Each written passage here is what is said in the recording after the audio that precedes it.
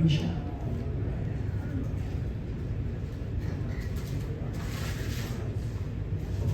Ralph Coonrod, they had two children.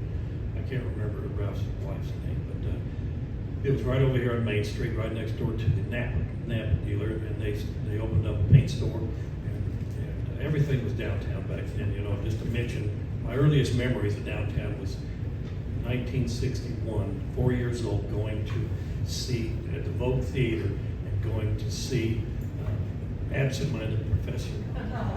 So that was my earliest memory of downtown. But the Coonrods moved in right behind us. We lived on Miller, they lived over on us. So I got to know Dwayne really well. He was class 75.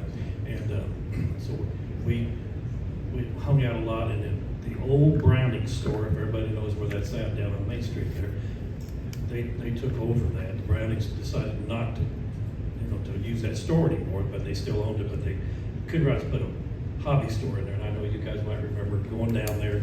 They had a slot car track, and you could buy any kind of hobby. You didn't have to go to Kansas City or go over to Kansas.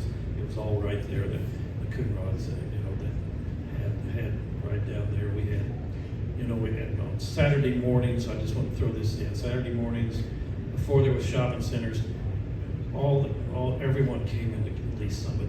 All the farmers, they'd sit around. The men would sit around. The women would do their shopping. We had the A&P store.